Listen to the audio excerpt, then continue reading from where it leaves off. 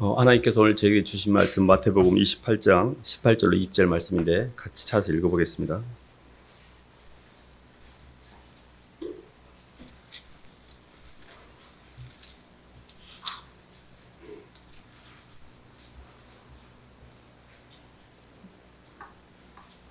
신약 52쪽입니다.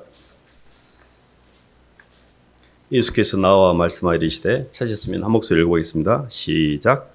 예수께서 나와 말씀하여 이르시되, 하늘과 땅의 모든 권세를 내게 주셨으니 그러므로 너희는 가서 모든 민족을 제자로 삼아 아버지와 아들과 성령의 이름으로 세례를 베풀고 내가 너희에게 분부한 모든 것을 가르쳐 지키게 하라. 볼지어다 내가 세상 끝날까지 너희와 항상 함께 있으리라 하시니라. 아멘. 오늘 말씀을 전해주실 우리 오영식 목사님은 일찍이 중국 선교에 이렇게 헌신하시고 중국에서 오래 사역을 하시다가 중국의 정부에서 이렇게 추방이 되셔서 캄보디아로 이렇게 넘어가셔서 캄보디아 가신 지도 벌써 10여 년이 넘어서 캄보디아의 복음화를 위해서 오랜 세월 헌신하시고 수고하시는 귀한 목사님이십니다.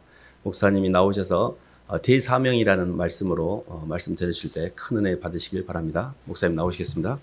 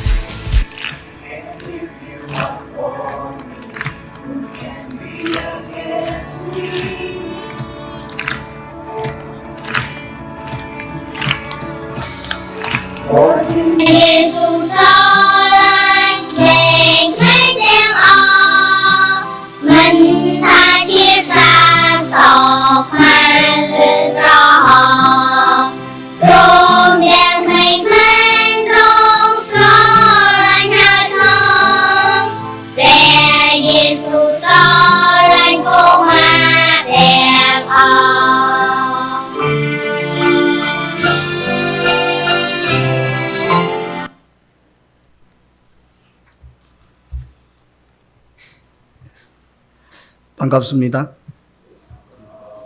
여러분 별로 안 반가우신 것 같은데 저는 한 사람이라도 저를 반겨주면 그분에게 제가 초점을 맞췄습니다. 한 분 더 무슨 반갑습니다. 어디를 초점을 둬야 될지 많은 분들이 반갑게 맞이해 주셔서 감사합니다. 주입사님 반갑습니다. 제가 우리 전도사님을 만난 지 한 25년 정도 되죠. 26년 참 제가 되돌아보니까 한 35년 목회인 것 같아요. 35년 목회 속에 한국에서 13년, 외국에서 이제 22년, 23년 차인데요. 근데 참 되돌아보니까 별로 해놓은 게 별로 없어요. 제가 우리 전도사님이 저하고 같이 이렇게 주고받는 어떤 단어 속에 축사망이라는 단어를 제가 굉장히 좋아합니다. 천국에 가기 위해서는 우리가 죽음이라는 문을 열어야 갈 수 있거든요. 근데 일반인들이 사실 우리가 축사망이라는 쓰지 않습니다. 그죠? 일반인들은 우리가 건조 뭐 이렇게 쓰잖아요. 그거는 뭐 불교 용어고 우리 그리스도인들이 쓰는 용어는 아닙니다만은 근데 축사망 참 어저께도 제가 우리 전도사님 그 책을 읽으면서 이렇게 뒤쪽에 이렇게 보면 축사망이라는 글을 보면서 역시 변하지 않으셨구나. 천국의 소망 가운데 사는 사람들은 죽음을 두려워하지 않습니다. 아멘. 우리는 정말 저 멋진 천국이 정말 있다고 확신되면 사실 그래요. 저희 어머니가 지금 88세이신데요. 88이신데 병원에 계십니다. 한 2달 전에 이렇게 쓰러지셔서 지금 뭐 위급한 상황일 수도 있고, 근데 제가 한 번도 우리 어머니 살려주세요라고 기도하지 않았습니다. 그냥 또 전도사님한테 이렇게 기도 제목 축사망 문자가 바로 날라왔더라고. 그러니까 일반인들 같으면 좀 상처받습니다. 그죠? 그렇잖아요. 어머니가 지금 병원에 뇌경색에 쓰러지셔갖고 제가 한국에 나가게 되는데, 뭐 축사망 걱정하지 마세요. 그런 단어를. 제가 그 단어를, 의미를 제가, 역시 우리 전도사님이시구나. 근데 함께 계시는 분들은 좀 피곤할 수도 있죠. 그죠? 몇 분 웃는 분들은 긍정적인 웃음으로 제가 봐드리겠습니다. 저는 항상 도전을 받고 살아요. 이렇게 매일 문자를 주고받으면서. 제가 1년에 한 번 아니면 2년에 한 번, 3년에 한 번 한국에 잠깐 나오는 경우가 있습니다. 나와서 인천공항에 그 비행기를 타기 전에 제 아내하고 손을 잡고 기도할 때 한국 교회를 위해서 항상 기도하고 비행기를 탑니다. 그때 늘 변해져 있는, 아름답게 변한 것보다도 좀 잘못된 방향으로 가고 있는 한국 교회를 보면서 울면서 이렇게 기도할 뭐 매년 그런 것 같아요. 그렇지만 특별히 이렇게 참 좋은 목사님을 만나든지 아니면 그런 관계 속에서 이렇게 좀 교제하고 갈 때는 사실 마음이 굉장히 편해요. 우리 백 목사님 뭐 저하고 연령을 보면 거의 똑같은 것 같아요. 친구 같은 그런 연령대인데요. 얘기만 듣다가 선교지에서 만나 뵀었고 또 이렇게 2번 만나 뵙고 참 우리 성도님들이 복 받았다라고 저는 확신합니다. 아멘.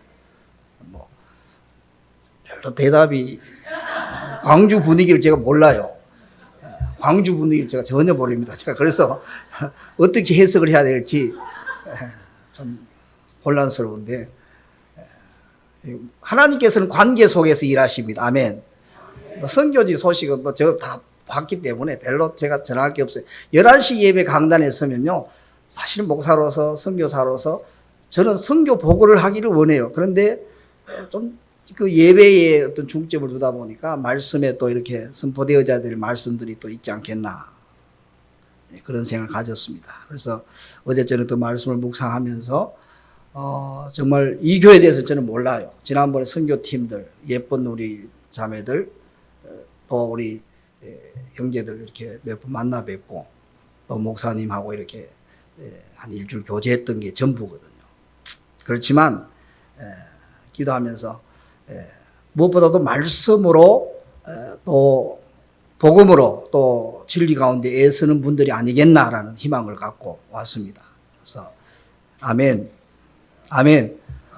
우리 교회 이 정도 반응이면 저는 예배 안 드려요. 우리 예배 시간에 찬양 것도 마찬가지고 이 정도면 저는 그냥 스태프들 그냥 일주일로 난리 납니다. 그래서 아멘. 저는 정말 경상도보다 전라도 쪽의 그 예배 분위기가 굉장히 뜨겁다고 느껴졌거든요. 아멘. 예. 아마 저 양반 누군가 궁금해하기 때문에 지금 그거 살피신다고 생각은 딴 데 가 계시는 것 같아요. 그냥 제가 아까 말씀드렸잖아요. 정말 주님이 저에게 주신 그 비전들을 보여주실 때마다 그냥 이것이 성령님의 콜이구나 라고 순종하면서 그냥 앞으로 나아가는 선교사입니다. 제가 한국 13년 목회를 하면서 한 4, 5년 정도 필리핀과 중국 선교를 하다가 중국 교회가 굉장히 성장하더라고요. 굉장히 성장하는데 제 마음속에는 양적인 성장이지 본질적으로 성경에서 말하는 교회의 성장이 아닌 것을 제가 확신하고 주님 왜 이런 모습들을 저에게 보여주십니까? 1년에 한 6번 이상을 제가 중국 땅을 밟고 한 2번 정도 필리핀 땅을 밟는 조금 이렇게 선교에 살짝 맛이 간 그런 목사였습니다. 그러면서 하나님께서 왜 중국 교회를 보여주셨을까? 기도하는 가운데 내가 아니어도 하나님께서 중국에 대한 모든 계획과 비전들을 이루십니다. 아멘. 그렇지만 나에게 보여주실 때는 나를 참여하게 하셔서 그 속에서 더 멋진 하나님을 경험하고 그 멋진 하나님을 찬양하기 위해서 하신다는 확신을 갖고 제 아내에게 우리 중국 떠나자. 두 번째 제가 개척 지역에서 9년 6개월 되는 시점이었습니다. 저희 교회가 저희 그 4명이 우리 애들 2명하고 시작해서 4명이 시작해서 한 150명 정도 이렇게 홀 교회가 있다가 그다음 교회 3년 6개월 만에 교회 짓고 뭐 여러 가지 이렇게 갖추고 교회가 성장하는 시점에서 중국을 가기를 원했습니다. 우리 재직들뿐만 아니라 개척교회가 이렇게 시작되어져서 제가 그 같은 시에서 개인적인 어떤 것이 아니라 그룹으로 무리를 지어서 오시는 분들은 제가 받지 않았어요. 우리 교회가. 제가 좀 잘생겼잖아요. 웃음도 오늘 오후 예배가 없다는 얘기 들었어요. 맞습니까, 목사님? 그래서 제가 일찍 가고 싶으신 분들은 그냥 알아서 가세요. 제가 우리 선교사들 시간 개념이 별로 없습니다. 저희 교회는 한 2시간 예배 드리기 때문에. 그래서, 그런 가운데에 교회가 성장하고 이렇게 되어졌을 때, 중국을 보여주셨을 때 중국에 한번 그냥 저 중국이 저를 위해서 하나님께서 만들어 놓으셨다는 생각을 가졌습니다. 할렐루야. 그런 착각 아닌 착각에 빠져야 해외로 나갈 수 있어요. 하나님께서 나 때문에 저 중국을 만들어 놓으셨다? 이 교회 여러분들이 이 자리에 있는 것은 오성교사가 이 자리에 와서 말씀 선포하기 위해서 여러분들이 이 자리에 있다. 할렐루야. 그게 자기 중심이 아니라 하나님께서 나를 향하신 그 사랑으로 고백되어지면요. 모든 것이 나를 위해서 이렇게 준비해 놓으셨구나. 감사가 되고 고백이 되는 거예요. 아멘. 소위, 선교지 와서 여러 가지 아픔도 있었는데, 괜찮아요. 건강이 어제도 아프다고 들었는데. 할렐루야. 건강해야 돼, 건강. 그래서 그런 가운데 제가 중국의 여기도 교회 통합측인데요. 미국에 있는 통합적 교회가 저를 이렇게 또 협력해서 가정교회 신학교를 하게 되고 또 그 가정교회 신학교가 동북에서 제일 큰 가정교회 신학교가 확산되고 또 정부에서 노출되다 보니까 여러 번 공안에도 잡히고 결국은 제가 이렇게 추방되어져서 캄보디아로 가게 되었습니다. 캄보디아 제가 땅을 밟았을 때 사실 그 공단, 봉제 공장이에요. 대부분이 봉제 공장인데 봉제 공장에서 몇천 명들이 이렇게 쏟아지는 아이들의 모습을 보면서 계속 눈물 흘려 기도하고 제가 왜 이 눈물이 저들을 보면서 눈물이 날까? 이 눈물은 성령님께서 나에게 주시는 콜 신호로 받아들이고 저는 정착하게 되었습니다. 정착하면서 한국 분들 이렇게 또 만나게 되고 또 가정에서 공부하는 과정에서 예배를 드리고 제 방에서 예배를 드리고 그들이 캄보디아 여자들하고 결혼했었기 때문에 제가 일찍 언어가 다 이렇게 준비되지 않은 상태에서 캄보디아 예배를 하게 되었고요. 5년 정도 지나니까 저희 그 주택에서 예배를 드렸거든요. 주택에 좀 넓었어요. 주택의 마당에 7대 차량을 댈 정도의 그런 주택이었습니다. 중국은 그렇게 우리 상가 건물은 없습니다. 참 캄보디아는. 그래서 그곳에서 이렇게 예배를 드리는 가운데 빈민촌 아이들의 도시 빈민촌 아이들의 바프 사역을 시작했습니다. 일주일에 2번 정도 한 20명, 30명 이렇게 늘어나기 시작했고요. 그때는 한 700원 정도는 도시락을 준비하고 이렇게 해서 그 인원들이 100명이 넘어가고 그러다 보니까 또 우리 청장년들이 성장해서 교회에서 성도들이 또 밥을 하게 되고 이렇게 하니까 경비가 인원이 늘어나도 경비가 줄어들더라고요.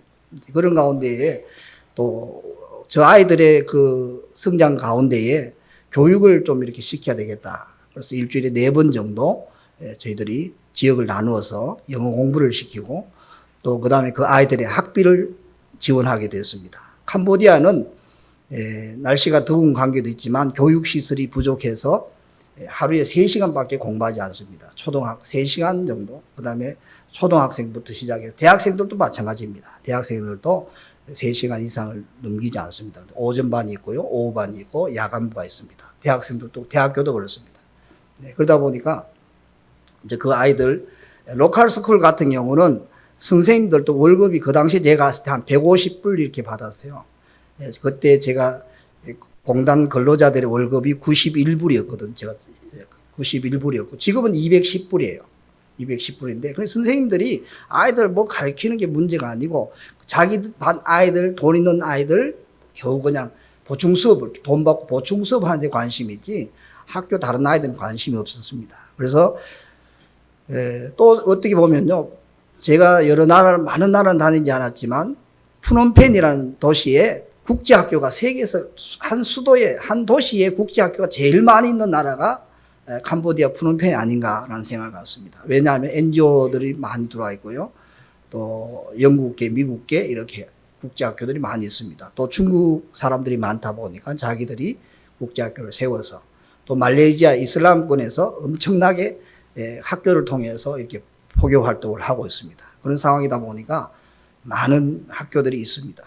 그 학교들은 다 100불 이상 되거든요. 그러니까 현지인들이 푸놈펜의 일반인들은 사실 국제학교에 다니고 그다음에 빈민촌 중심으로 농촌에서 올라온 또 근로자 자녀들 이런 사람들은 로컬 스쿨에 다니면서 뭐 사실 1년 6학년 정도 되어졌을 때 자기 나라 글씨를 대부분 쓸 수 있고 읽을 수 있습니다.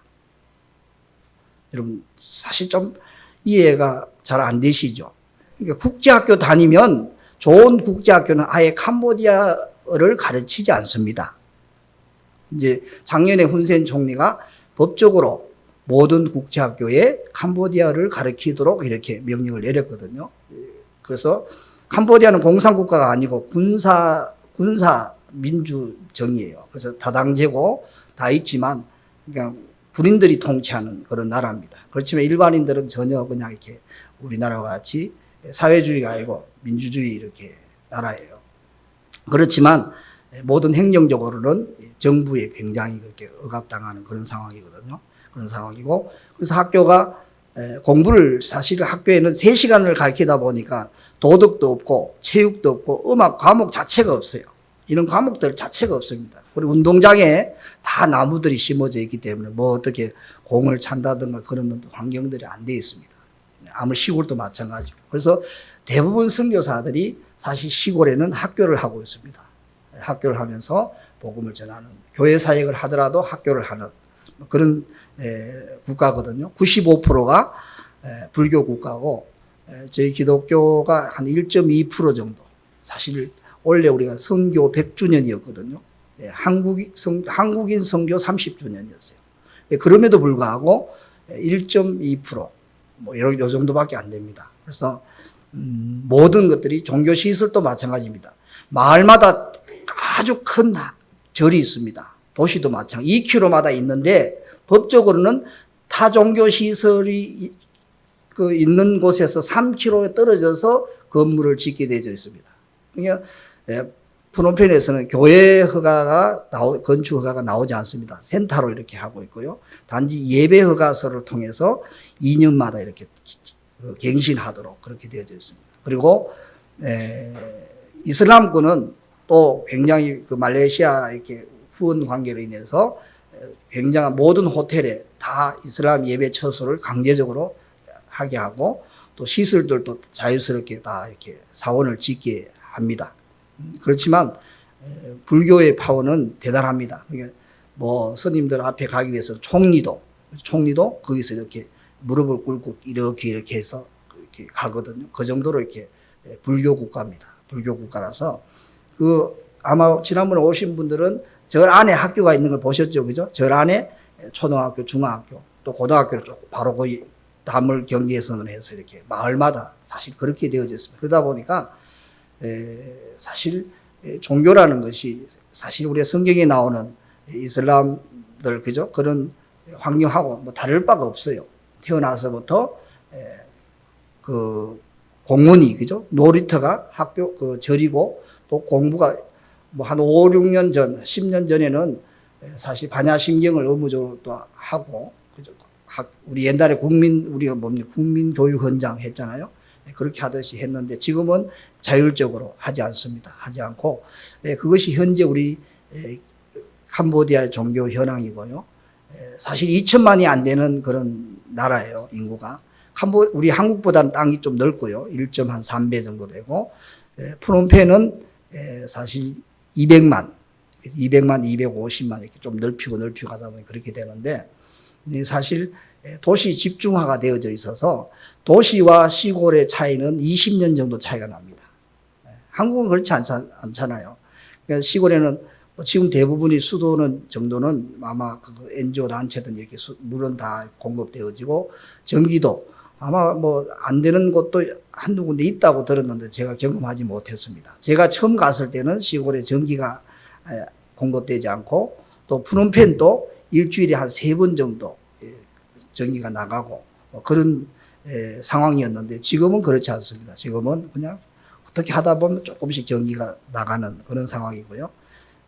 그 다음에 기독교가 그렇게 탄압받는 상황은 아닙니다. 탄압받는 상황은 아니고 단지 법적으로 노방전도라든가 이런 건 못하고 예배 허가서 이런 부분들이 필요로 하고 그런 부분들을 2년마다 하는 것은 공무원들이 이제 이런 것 때문에 그래서 그러니까 여러분 들어보셨죠? 되는 것도 없고 안 되는 것도 없고 무슨 말인지 알겠죠? 그냥 누가 됐다고 해서 그 똑같이 될 수도 있는 것도 아니고 안 됐다고 해서 또 안 되는 것도 아니고 공무원과의 관계 속에서 일이 진행되어지고 있고요. 또 중국이 사실 한 3년 4년 전에 엄청 몰려왔습니다. 완전 진짜 모든 곳을 상점을 독점하다시피 건설 현장을 독점하다시피 이렇게 와서 하다가 미국하고 이렇게 무역 전쟁이랄까요? 그것 때문에 또 철수하게 되고 지금 짓던 건물들이 굉장히 지금 보기 흉하는 그런 상황이 있어요. 수백 채들이, 빌딩들이. 그러다 보니까 부동산을, 그 건물 이런 거 세를 엄청 올려놓고 지금 뭐 정체되어져 있는 또 중국 사람들 한번 올린 것은 절대로 안 내리거든요. 그 중국 사람들 특징이에요. 왜냐하면 자기 자본으로 건물을 사놓고 땅을 투자했기 때문에 한국 분들 아니잖아요. 한 10분의 1만 있으면 무슨 장사를 하고 대출을 그저 남의 돈을 내 돈같이 끌어들이고 참 대단한 민족이에요. 네 돈이 내 돈이 은행 돈이 내 돈이잖아요. 그죠? 사실 그렇게 삽니다. 그런 어떤 환경 속에서 제가 한 5년 정도 이렇게 도저히 월세를 부담하기 어려워갖고 그 도시 안에 있는 작은 땅을 사게 됐고요. 땅을 사는 과정 속에서 하나님께서 정말 기적같이 사람들을 붙여주셔서 제가 한 130만 원 통장이 있었는데 건물 땅값하고 건물하고 한 5억 정도. 별로 놀라시지 않아요. 이게 특징은 뭐 그 정도 뭐 이렇게 생각하시는데 선교지에서 그 정도는 굉장히 큽니다. 그리고 선교지 현지인들이 1,000만 원 정도 이상의 헌금을 했어요. 와, 그러니까 우리 그 오늘 기도하신 분 이 집사님 저하고 이렇게 1대1로 이렇게 주고받으면 좋겠습니다. 뭔가 반응이 있어야 돼요. 선교사에게 격려하는 설교자에게 가장 큰 격려는 반응이에요. 항상 그냥 주무시더라도 앞으로 끄떡끄떡 하시기 바랍니다. 이 반응이 있어야 설교자 힘이 나거든요. 그래서 그런 상황에서 정말 뭐 다 제가 말씀을 드리지 못하지만 목사님이나 우리 전도사님에게 제 간증한 적도 있습니다. 전혀 알지 못하는 분들이 뭐 전화가 오게 되고 그냥 3만 원 때문에 만나자고 만나러 갔는데 5천만 원을 빌려주고 3천만 원을 헌금하고 5천만 원이 또 2천만 원을 또 다시 헌금하게 되고 여러 가지 그런 과정들이 있습니다. 또 제가 땅을 살 때에 제가 땅 주인이 엄청난 프롬펜 부자였어요. 필지로 이렇게 분양하는데 제가 우리 스태프들이 데리고 갔어요. 한 1억, 처음에 땅값이 한 1억, 제가 처음에는 작게 사기 위해서 한 1억 좀 넘는다 할 때 제가 그분에게 그랬습니다. 한 30% 내가 준비해 올 테니까 70%를 한 10년 정도 이렇게 나눠서 낼 수 없느냐 묻더라고요. 당신은 캄보디아 부자니까 좀 어떻게 할 수 있지 않느냐. 그리고 은행 이자는 주겠다. 은행 이자가 월 12%, 연 12%예요. 세죠. 그죠? 그때 한국에 그냥, 이자가 통장에 넣어놓으면 1%도 2% 이렇게 겨우 받는다고 하더라고요. 벌써 한 4년 전이니까. 근데 그런 상황에서 제가 딜을 했죠. 기도하면서. 근데, 반응이 별로 없더라고요. 그래서 당신 외국인 오빠가 있냐, 외국인하고 친하게 지내는 사람이 있냐니까 없대, 아직. 그럼 오늘 이 시간부터 나하고 친하게 지내자. 진짜예요. 저는 과감하게 그냥 그분한테 그랬어요. 저보다는 한 10살 이상 나이가 어리길래. 그래서 외국인 오빠를 하나 이렇게 생기고, 나도 캄보디아 동생 하나 생기고, 종교는 다르지만, 당신이 믿는 종교와 내가 믿는 종교는 다르지만, 나는 이 땅에 내 생명을 걸고 캄보디아를 위해서 왔다. 종교적으로 다 이해가 안 되더라도 그냥 그거는 지금 오늘 중요한 것이 아니고 그냥 먼저 나는 이 땅을 나에게 팔았으면 좋겠다. 내가 샀으면 좋겠다. 그렇게 했습니다. 그렇게 해서 관계를 맺고 제가 한국 나와서 어떻게 아까 말씀드린 이런 기적 같은 사건 속에서 건물을 짓게 되었습니다. 건물을 왜 지었느냐 하면 저희들이 이렇게 아이들 중심으로 청년들 성장하니까 또 그 공간에서 예배 드리기가 어려웠어요. 사실 그 거실, 2층 거실에서 100명이 뛰어봐요. 그거 무너질 염려가 있잖아요. 그죠? 마당에 물론 우리가 작은 조립식 건물도 짓고 했지만, 워낙 도시가 그 부동산 가치가 올라가 버리니까 농구장에서 주일 예배 드려야 되겠다는 생각을 가졌었는데, 하나님께서 그렇게 인도하셔서 건물을 지었습니다. 또 코로나 시점에 거의 마지막에 이게 우리가 마감하는 그런 상황이었다 보니까, 목장이든지 아니면 교회든지 이렇게 후원해 주겠다, 얼마 해 주겠다 이렇게 한 것들이 제대로 지켜지지 않아서 저희 교회가 사실 캄보디아에 있는 은행에 10만 불, 지금 한 1억 3천 좀 더 되죠. 빌리게 되고, 그 빌리는 것도 사실 기적같이 외국인이 대출이 안 되거든요. 그냥 교회가 대출이 안 되고 학교가 대출이 안 되는 상황에서 하나님께서 길을 열어주셔서 이렇게 월로 갚아 나가는, 원금하고 이자 갚아 벌써 한 3년 일이 갚아진 것을 보면 기적입니다. 제가 통장에 월 후원금을 보면 도저히 그 금액이 진행이 안 돼요. 그렇지만 결과들이 진행되어지고 하는 것들을 보면 정말 그냥 생명이 하나님의 것이면 지갑도 하나님의 것이다. 할렐루야. 아멘. 이게 신앙의 철학이 있잖아요. 물질에서 바로 서면 여러분 덤으로 하나님께서 축복 주신다. 이 경험자만이 말씀드릴 수 있는 거예요. 자, 여러분 소위 지갑이 있어? 지금 갖고 있어? 생명이 하나님의 것인 걸 확신합니까? 지갑은, 네가 갖고 있는 지갑은? 아멘? 선교사님이 캄보디아에 지갑이 필요합니다. 한국 분들은 예의상요, 여러분, 생명은 하나님의 것입니다. 다 아멘 합니다. 여러분이 가지고 있는 지갑도 하나님의 것입니다. 아멘 해요. 대부분 사람들이. 지갑도 하나님의 것입니다. 예의상, 그죠? 예의상. 강사의 예의상. 근데 중국 분들은요, 절대로 예의로 답하지 않습니다. 생명은 하나님의 것입니다만은 지갑은 목사님 내 겁니다라고 이야기합니다. 제가 우리 한 180명의 목회자들 중심 신학생들 대부분의 처음 만났을 때 대답은 10명 이상 지갑은 내 것입니다 고백했습니다. 변하지 않으면요, 여러분 지갑이 하나님의 것인 것을 고백하지 않을 때는 여러분의 신앙을 한번 의심해 보시기 바랍니다. 아멘. 예, 이게 신앙의 생명이 중요합니까? 지갑이 중요해요? 생명이 중요해요. 그 생명의 주인이신 그 주님이 그죠? 주되심에 대한 고백을 하게 되고 감격되어지고요. 그분이 정말 오늘 찬양도 그렇고 너무 무엇이 잘 얼마나 아름답습니까? 그 아름다운 그죠? 그 모든 이 천지 만물들을 여러분들을 위해서 창조해 주신 거예요. 아멘. 그죠? 우리는 하나님 앞에 하나님 찬양합니다, 경배합니다, 고백하는 그 고백에 우리가 모습이 있어야 되지만 이 모든 우주 만물들의 창조는 하나님의 백성들을 위한 창조입니다. 아멘. 그러니까 늘 그런 멋진 분이 오늘 마태복음 28장 19절 20절을 우리가 잘 알고 있는데요. 18절에 보면 뭐라고 말씀하십니까? 하늘의 권세와 이 땅의 권세를 주시니가 가지시니가 할렐루야. 그분이 우리에게 말씀하시는 거예요. 너가 이 땅에서 이런 삶을 살아라라고 말씀하시는 분이 누구냐 하면 하늘의 권력과 이 땅의 권력을 가지신 그분이 너희들이 이런 삶을 살아라, 이런 사명 가운데 삶을 살아라고 말씀하시면서요. 마지막에 보면 어떤 말씀이냐면 내가 너희와 함께 하시겠다. 할렐루야. 멋지잖아요. 그분이 나와 함께 하시겠다는 거예요. 그냥 사명만 맡겨버린 게 아니라 내가 너와 함께 하겠다는 거예요. 요한복음 13장 1절에 보면요. 예수님이 제자들을 사랑하시는 모습을 보여주고 있어요. 제가 제일 좋아하는 구절입니다. 끝까지 책임지겠다고 말씀하는, 끝까지 사랑하겠다라고 말씀해요. 요한복음 13장 1절 보시면 여러분 사랑은 우리 사람들의 사랑은요 끝까지 책임진다라고 하지만 그렇지 않아요. 가장 단적인 예로 결혼하신 분들 있잖아요. 주례사가 머리가 팥뿌리가 되도록 그죠? 사랑하십니까? 제1로 첫째로 사랑합니다. 근데 남자들은 그 사랑을 별로 변하지 않는데 여자들을 보면요. 아기 낳으면 남편의 사랑이 아니라 아기가 1번이 돼요. 회개하시기 바랍니다. 사실이잖아요.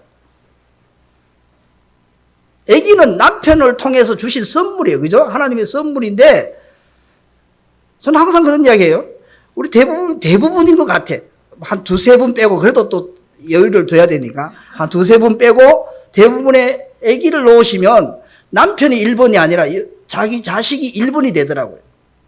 그런 분들은 근데 오늘 우리는 그런 하나님이 아니라 끝까지 함께 하시고 끝까지 책임지겠다고 하시는 하나님이 그죠? 우리에게 너희들이 이런 일을 하라고 말씀하십니다. 성경에 많은 말씀이 있지만 특별히 그죠? 19절 20절 말씀을 사명에 대한 말씀이고 우리가 흔히 대사명이라고 말씀합니다. 여러분 이 교회가 부흥하기를 위해서 기도합니까? 할렐루야. 네? 근데 사실 여러분 지금까지 이 교회 부흥을 위해서 구경꾼이 되고 박수꾼으로서 삶을 살았지 내가 정말 이 교회에 나를 통해서 내가 축복의 통로가 되어져서 복음의 통로가 되어져서 몇 분이 이 자리에 있느냐를 한번 생각해 보시기 바랍니다. 저희 교회는 한 달에 한 번 정도 우리 의자가 이런 의자가 아니고 이 플라스틱 의자예요. 한 300개 정도 놓을 수 있는 그런 공간이에요. 위아래 이렇게 해서. 한 사람이 3개 의자를 갖고 오게 합니다. 그래서 전도 대상자들을 놓고 이 자리가 채워지도록 기도합니다.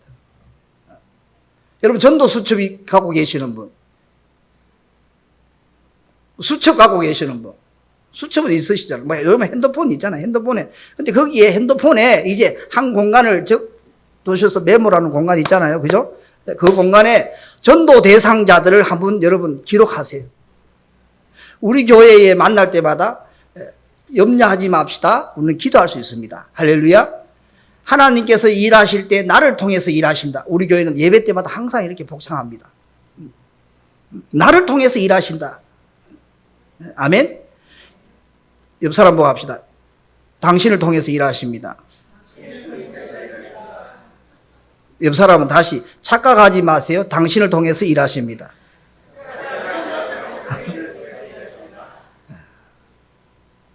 내 전도 수첩에 그죠? 한 명의 이름도 없는 상황에서 여러분 무엇을 위해서 이 교회가 부흥하기를 기대하고 계세요? 저는 뭐 이렇게 말씀하고 가버리면 되니까 상처받아도 할 수 없어요. 뭐 목사님 죄송합니다. 선교사만이, 선교지에서만이, 또 특별히 달란트를 갖고 계신, 전도의 달란트를 갖고 계신 분만이 전도하는 게 아니에요. 우리 모두 크리스찬들이 함께, 그죠? 구원의 감격 속에서 불신앙인들을 향해서, 그죠? 정말 긍휼히 여기는 마음들을 가지면서 전해야 되잖아요. 내 발걸음이, 내 입술이, 그죠?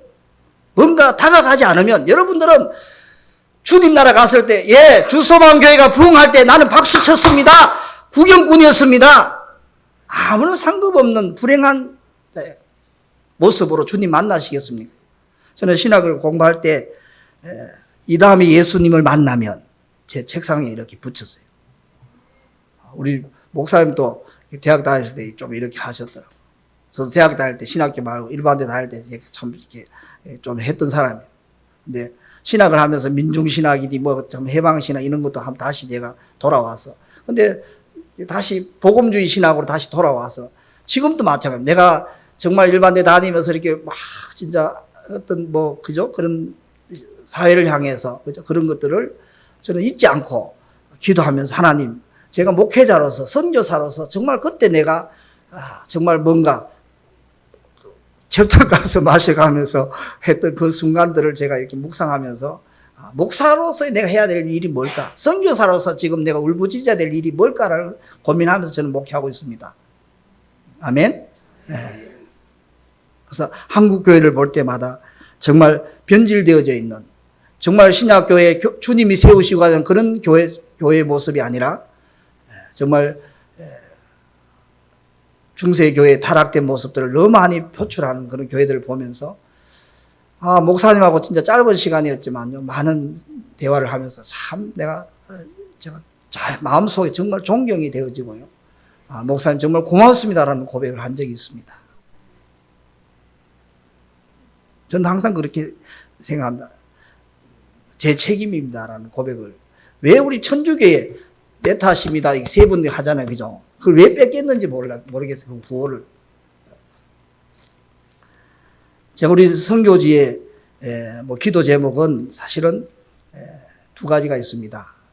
건축의 문제가 해결되지 않아서 재정적으로 지금 이제 2년 정도 남았는데요. 중간에 힘들 때 재대출 받아갖고 대출 갚는 그런 상황도 있었고, 코로나 되다 보니까 사실 그런 상황이 되어져서 1만 원 운동을 아마 목사한테 전에 말씀드린 1만 원 운동, 한 사람이 1만 원 하면 한 200명 정도 되면 이렇게 좀 해결되는, 원로 해결되는 그런 1만 원 운동을 하고 있고, 또 다시 작년 8월 달에 어린이 예배를 다시 시작해서, 정부에서 계속 어린이 예배를 못 드리게 하는 상황에서 어린이 예배를 다시 시작해서 저희들이 15불, 20불, 25불, 30불 영어 공부만 시킬 수 있는 그런 이제 후원 이렇게 매칭해서 그렇게 또 저희들이 지금 12명 다시 시작한 지가 한 2달 되는데 12명 정도 다시 이렇게 하고 있습니다. 그래서 저희 교회가 교육이 뒤따라갔을 때 물론 성령님께서 일하시지만 우리가 할 수 있는 부분들을 교육을 이렇게 후원해주고, 또 그들이 또 이렇게 생각이 바뀌었을 때 캄보디아의 그 문화랄까요? 또 어떤 상황과 가장 힘드는 것이 사실 그 불교의 그 유네스를 관계로 있는 사람들이 도와주는 것들을 당신이 복받는 일이라고 생각하기 때문에 감사가 없어요. 감사가 없고, 가장 교과서에도 보면, 초등학교 교과서에도 보면 있는 사람들 거를 어떻게 하면 내 것으로 만드는 것을 지혜라고 가르치고 있어요. 굉장히 우리가 한국적 사고로서는 이해가 되지 않거든요. 모계사회예요. 모계사회. 외할머니 파워가 제일 심합니다. 그 105일 정도, 지금 조금 줄어들었습니다. 100일 정도가 휴일이에요. 1년에. 그죠? 그러니까 그 휴일에 고향에 가서 외할머니 만나면 뭐 아이들이 뭐 그저 이렇게 막 찬양을 하고 뭐 이렇게 교회 다니는 걸 알면 두들겨 맞고 와요. 그럼 명절 끝나면 한 30%는 줄어들어요. 다시 회복하고. 그래서 이혼율이 한 70%, 80%가 됩니다. 굉장히 심하죠. 그리고 결혼할 때 지참금이 있어야 되거든요. 남자가 지참금이 있고 2년 동안 여자 가정에 이렇게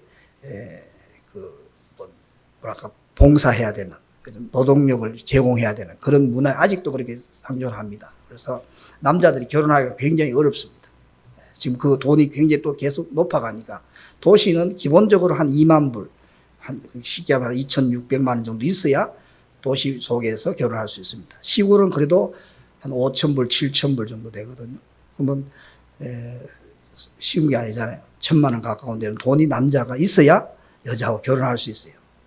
재정적으로 살기 어려운 우리 싱글분들, 여자 청년분들은 결혼하기 준비가 안 된 분들은 캄보디아 오시면 됩니다. 캄보디아 오시면 해결되니까. 그죠? 그래서 그런 문화 속에서 아까 말씀드렸듯이 학교라든 여러 가지 그런 환경 속에서 복음을 전하는 것이 쉽지는 않습니다. 그렇지만 저희 교회가 도시교회로서 선교사가 세운 교회, 그죠? 물론 건물의 교회를 말씀드리는 것은 아니에요. 그렇지만 그 교회 세워서 한국같이 시골도 지금 계속 줄어들고 있거든요. 시골의 교회들을 도울 수 있는 일이 뭘까라고 고민하면서 하고 있고, 저희 교회가 학사를 운영해서 시골에서 올라온 대학생들을 지금 한 35만 원 정도 월세를 얻어서 빚이 있지만 그렇게 또 운영하고, 그게 두 군데 운영하고 있고요. 그 다음에 목장 모임을 위해서 캄보디아 방 하나에 5명, 6명 이렇게 막 같이 살거든요. 시골에서 올라오신 분들이. 그곳에서 목장 모임을 가질 수가 없어요. 새로 오픈할 수 없어서 교회가 이렇게 한 20만 원, 25만 원 이렇게 집을 얻어서 세를 주면서 거기에 리더들이 살게 하고 거기서 주중에 활동을 하고 있습니다. 최근에는 이제 교인들이 좀 이렇게 가정집을 짓고 이런 분들이 있어서 자기 집을 오픈하고, 제가 돌아가면 내년 초에 전체가 한 7개, 5개에서 7개 새롭게 세를 오픈해서 목장 중심의, 세일 중심의 그런 모임들, 주중에는 저희들이 교회 예배당에 모이기가 어려워요. 왜냐하면 굉장히 퍽치기가 많아요.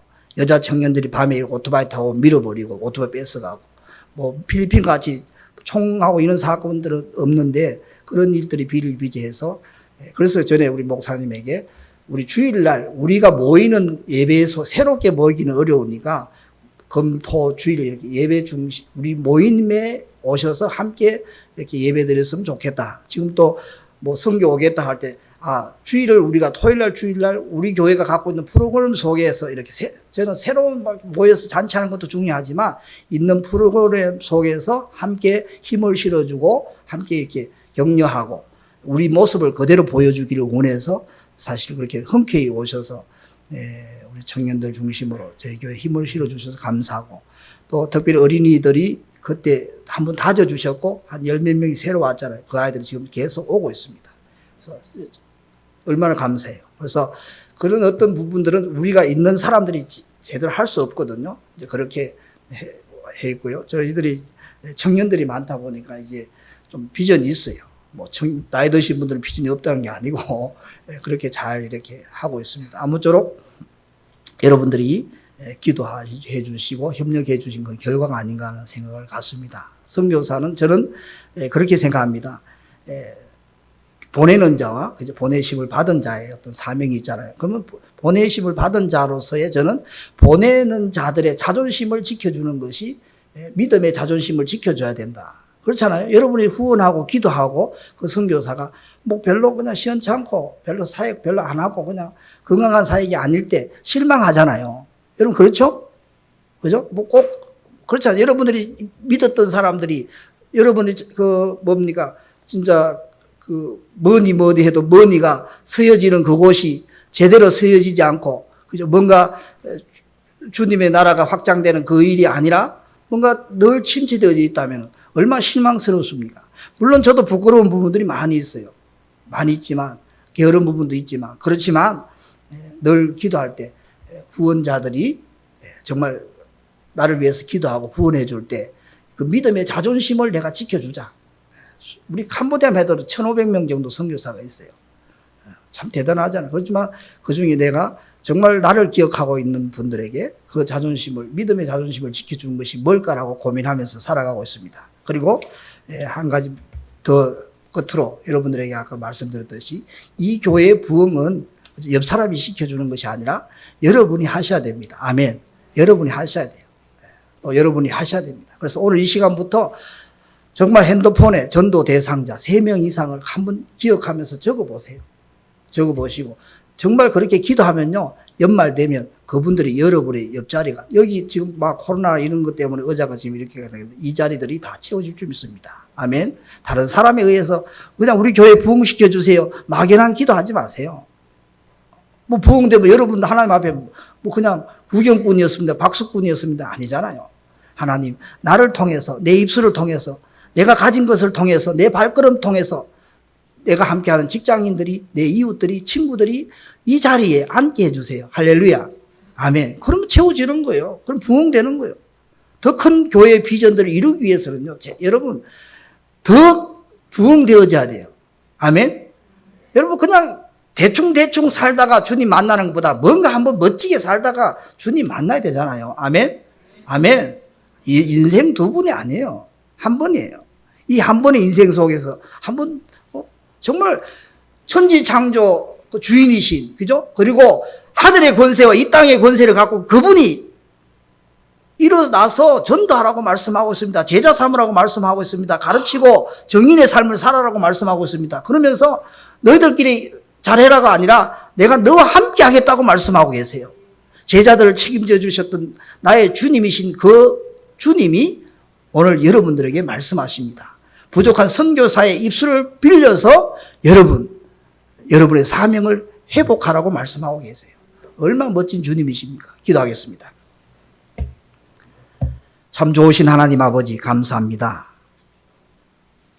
선교지를 위해서 함께 나누었습니다.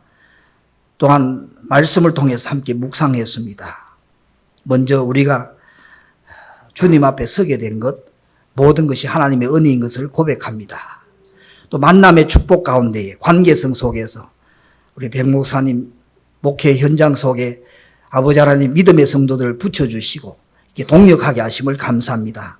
하나님 오늘 머리 숙여 경배드리는 저들을 축복하여 주셔서 저들이 정말 주님이 주 되심을 고백하면서 정말 주님이 주시는 그 비전 우리가 아니어도 하나님이 일하시지만 내가 아니어도 이 광주 세계를 향한 하나님 나라의 확장에 아버지 하나님 하나님께서 계획하신 일들을 하시지만 그 현장 속에 오늘 한 사람 한 사람 있게 하셔서 그 참 좋으신 하나님을 경험하게 하여 주옵소서.